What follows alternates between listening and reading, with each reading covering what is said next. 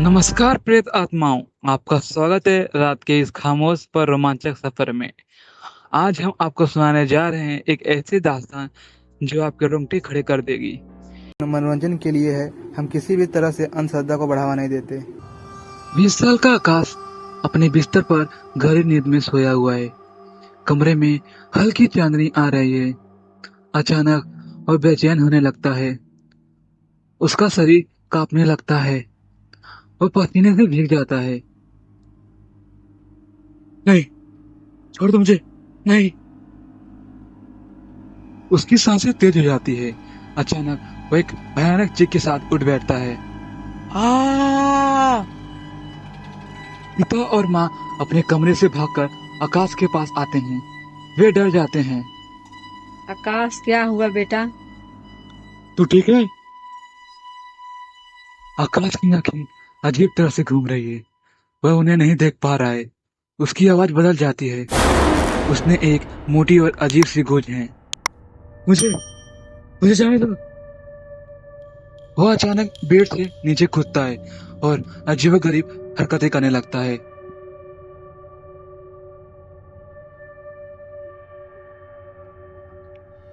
आकाश की आंखें धीरे धीरे लाल और काली होने लगती है। उसके चेहरे पर अजीब सी विकृति आ जाती है।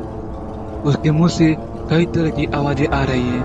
कभी एक बच्चे की, कभी एक बूढ़ी औरत की, और कभी कभी एक भयानक राक्षस की आ जाती है। इसका अंत शुरू हो रहा है। ये सिर्फ शुरुआत है। हम भूखे हैं बहुत सालों से। हमें इसका खून चाहिए। दर्द तुम अब वही महसूस करोगे जो हमने किया। तू अब तक बचता रहा, पर अब नहीं। अब तू हमारे साथ चलेगा। उसका शरीर बिना किसी भारी शक्ति से हिलने लगा, जैसे कोई उसे अंदर से हिला रहा हो। वह दीवारों पर सिर मारने की कोशिश करता है। इसे पकड़ो। पिता और माँ दोनों मिलकर आकाश को पकड़ने की कोशिश करते हैं। आकाश में अविश्वसनीय ताकत आ गई है। वह उन्हें आसानी से ढकेल देता है।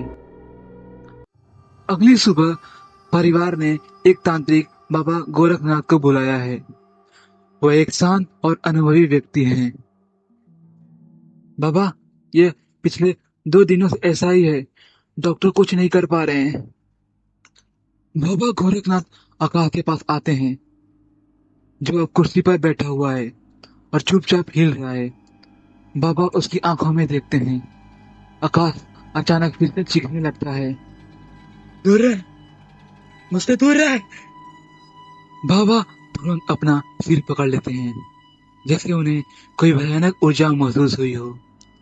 वो कुछ मंत्र पढ़ने लगते हैं और अपनी उंगलियों को आकाश के माथे पर रखते हैं।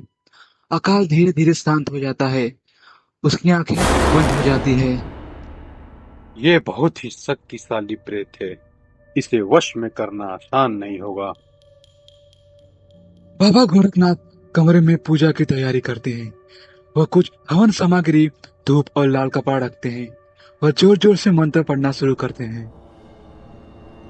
जैसे जैसे पूजा आगे बढ़ती है, आकाश फिर से कांपने लगता है।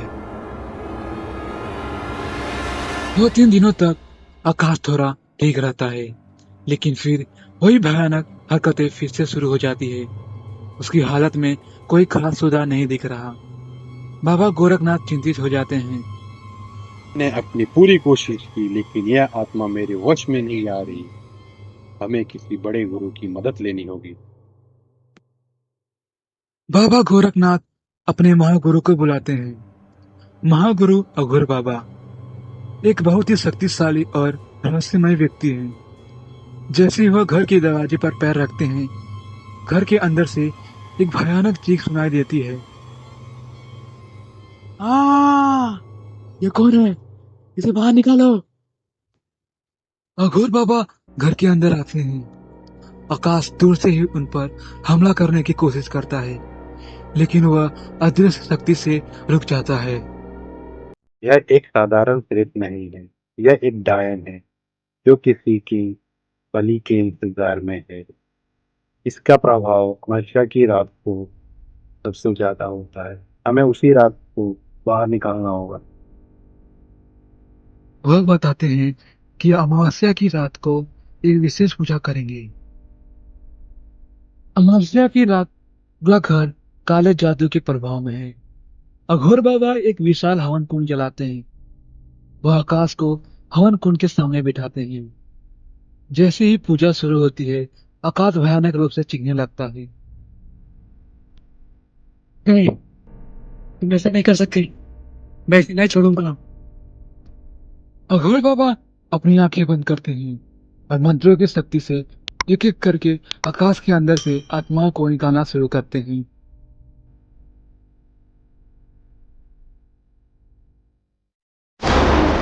रुक घोड़ी, तो ऐसा नहीं कर सकता। अगर आपको इस कहानी का पार्ट 2 चाहिए तो कमेंट कीजिए और कमेंट में बताइए कि कौन सा वीडियो का बेस्ट पार्ट लगा। कहानी एक वीरान सुनसान रात की है, जब मौत और जिंदगी के बीच का फासला बस एक लीप जितना रह गया था। कहानी उस हाईवे की है जहां से गुजरने वाला हर शख्स अपने पीछे एक डर छोड़ जाता है। इस हाईवे का नाम स्थानीय लोग सब भूतों का रास्ता कहते हैं। रात के ठीक 12:30 बजे कार्तिक एक सेल्स एग्जीक्यूटिव अपनी कार में बैठा था। उसकी कार का इंजन उस रात उसी सुनसान हाईवे पर धोखा दे चुका था। चारों ओर घना अंधेरा था, इतना अंधेरा कि अपना हाथ भी मुश्किल से दिख रहा था। सड़क पर कोई रोशनी नहीं, कोई घर नहीं, दूर दूर तक इंसान का नामो निशान नहीं। कार्तिक को पसीना आ रहा था। उसने मोबाइल चेक किया, सिग्नल जीरो। वह जानता था कि अब मदद का इंतजार करना बेवकूफी होगी। उसे पैदल ही आगे बढ़ना होगा। कार्तिक ने टॉर्च उठाई और कॉल लॉक करके आगे बढ़ा।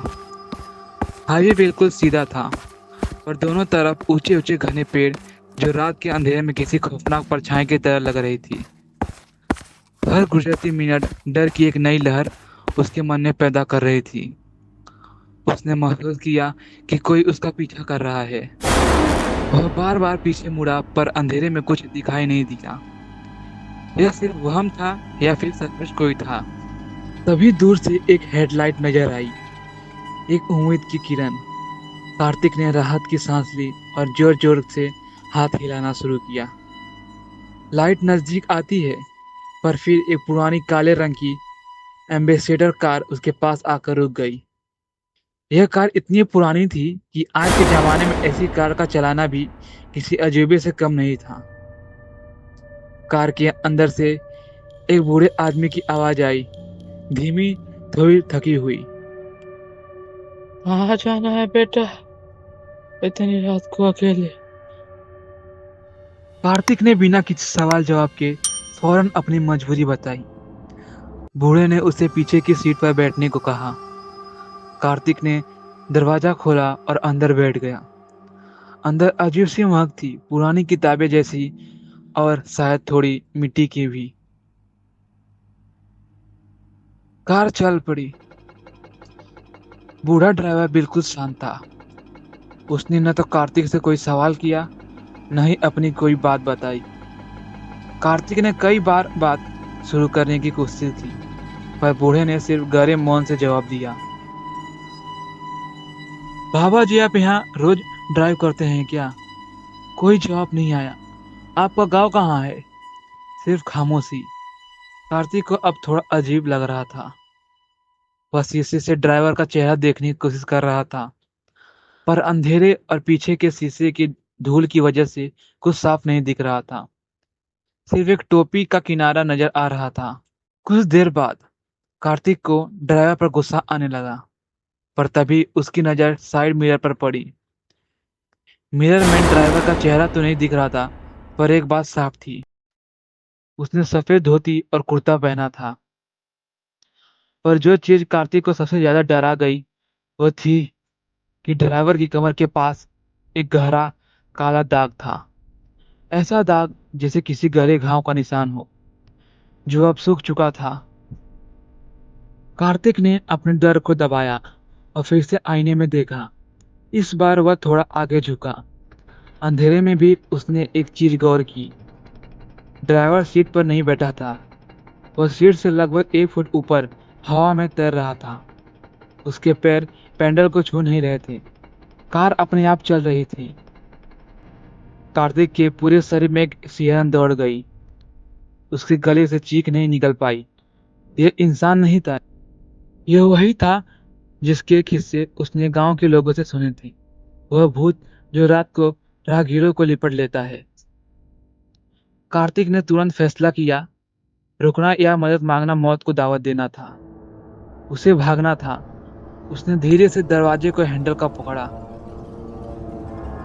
और तभी ड्राइवर ने अपनी धीमी लेकिन अब सर्द आवाज में पहली बार उसने कहा, कहाँ जा रहे हो बेटा? अभी तो मंजिल दूर है। कार्तिक ने बिना एक पल गवाए झटके से दरवाजा खोला और चलती कार से बाहर कूद गया। वह सड़क के किनारे झाड़ियों में गिर पड़ा। उसके हाथ पैरों में चोट गई, पर वह जिंदा था। उसने हिम्मत करके ऊपर देखा। वह काली एम्बेसडर कार तेज रफ्तार से आगे निकल गई। कार की पिछली सीट से उसने एक सफेद परछाई को उसकी तरफ पलट कर देखते हुए महसूस किया। परछाई हवा में तैरते हुए और फिर कार पलक झपकते ही अंधेरे में गायब हो गई। अगले दिन सुबह जब लोगों ने कार्तिक को हाईवे किनारे घायल पाया तो उसने अपनी आपत्ति सुनाई। लोगों ने कहा वो किस्मत वाला था जो जिंदा बच गया, क्योंकि जिस काली एम्बेसडर की बात कर रही थी वह 20 साल पहले उसी हाईवे पर एक भयंकर हादसे में जलकर खाक हो गई थी और उसका ड्राइवर घायल होने के बाद भी अपनी सीट से उठ नहीं पाया था। तो प्रेताएं, अगर आप कभी रात के अंधेरे में किसी सुनसान हाईवे से गुजर रहे हो और कोई आपको लिफ्ट देने के लिए रुक जाए तो एक बार पीछे की सीट पर बैठते समय ड्राइवर के पैरों को ध्यान से देख लीजिएगा। तो रुको रुको रुको, तो पहले आपने देखा था कि कार्तिक के साथ उस रात क्या गुजरा। वो जिंदा बच गया, पर उस हादसे ने उसके शरीर से ज्यादा उसकी आत्मा को चोट पहुंचाई थी। अस्पताल के बिस्तर पर लेटा कार्तिक शारीरिक रूप से ठीक हो रहा था, पर मानसिक रूप से वह अब भी उस काली एम्बेसडर में फंसा हुआ था। उसकी आंखें खुली थी, पर वह खाली छत को घूर रहा था। हर बार जब वह पलक झपकाता तो उसे हवा में तैरते हुए उस बूढ़े ड्राइवर की परछाई दिखती थी। डॉक्टर ने इसे पोस्ट ट्रॉमेटिक स्ट्रेस डिसऑर्डर बोला, पर कार्तिक जानता था यह डर सामान्य नहीं था। 1 हफ्ते बाद उसे अस्पताल से छुट्टी मिल गई। उसके दोस्त अमित ने उसे कुछ दिनों के लिए अपने पास रहने के लिए राजी किया ताकि वह अकेला न रहे। अमित ने उसके लिए ग्राउंड फ्लोर का एक कमरा तैयार किया जिसकी खिड़की से बाहर लॉन दिखता था। सब सामान्य था, पर कार्तिक की दुनिया सामान्य नहीं थी। कार्तिक ने अपने कमरे की दीवारों से सभी शीशे हटा दिए थे। उसे आईने में अपना चेहरा देखने से डर लगता था। उसे लगता था कि कहीं उसके पीछे हवा में तैरता हुआ वह बूढ़ा न खड़ा हो। लेकिन एक सुबह शेविंग के लिए उसे मजबूरी में बाथरूम जाना पड़ा, जहां एक बड़ा आईना लगा था। उसने जल्दी जल्दी अपना काम खत्म करने की सोची। जैसे ही उसने अपने चेहरे पर पानी के छींटे मारे, उसकी नजर आईने पर पड़ी। उसका चेहरा पानी की बूंदों से ढका हुआ था। उसने अपने पीछे देखा, कोई नहीं था। फिर उसने फिर से आईने में देखा और उसने देखा कि आईने में दिखने वाला उसके चेहरे पर पानी की बूंदें ऊपर से नीचे नहीं, बल्कि नीचे से ऊपर की ओर बह रही थी, मानो कोई अदृश्य शक्ति उन्हें खींच रही हो। कार्तिक चिल्लाया और पीछे हट गया। उसने फौरन अपनी आंखें बंद कर ली। अमित भागा हुआ आया। उसने कार्तिक को जमीन पर पाया, पसीने से तर और हांफते हुए। क्या हुआ कार्तिक, क्या देखा? कार्तिक ने डरते डरते बताया। अमित, ओ मेरे साथ है। वो कार, ओ बूढ़ा, उसने मुझे जाने नहीं दिया।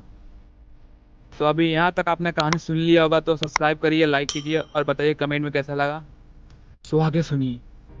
अमित ने उसे सांत्वना दी, पर अंदर से वह भी डर गया था। उसने उस दिन के बाद से कार्तिक को अकेला न छोड़ने का फैसला किया। उस रात अमित कमरे में एक सोफे पर सो रहा था। आधी रात को उसकी नींद टूटी। उसने देखा कार्तिक अपने बिस्तर पर बैठा था और हवा में किसी से बात कर रहा था। अमित ने हिम्मत करके टॉर्च जलाई।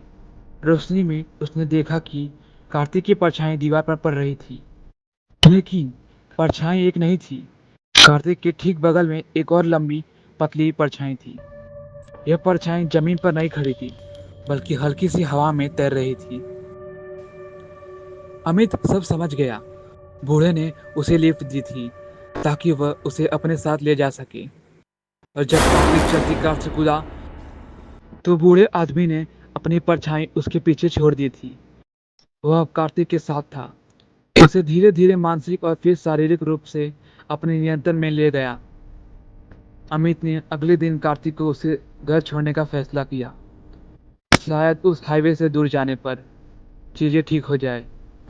पर जब वे घर से निकले और अमित ने अपनी कार का इंजन स्टार्ट किया, अमित ने महसूस किया कि उसकी कार के साइड मिरर पर एक उंगली का निशान बना है, ठीक वैसा ही काला गहरा दाग जैसा कार्तिक ने उस रात बूढ़े ड्राइवर की कमर पर देखा था। अगर आपको यह कहानी रेडियो सीरीज वाली अच्छी लगी तो हमारे चैनल को सब्सक्राइब कीजिए और कमेंट में बताइए कौन सा पार्ट आपको सबसे अच्छा लगा। और आप हमसे जुड़े रहिए ऐसे हॉरर सीरीज देखने के लिए, ताकि आपका भी मनोरंजन होते रहे। तो हमारी वीडियो अच्छी लगे तो हमारे चैनल को सब्सक्राइब कीजिए, लाइक कीजिए, कमेंट कीजिए। मिलते हैं अगले वीडियो में। Thanks for watching.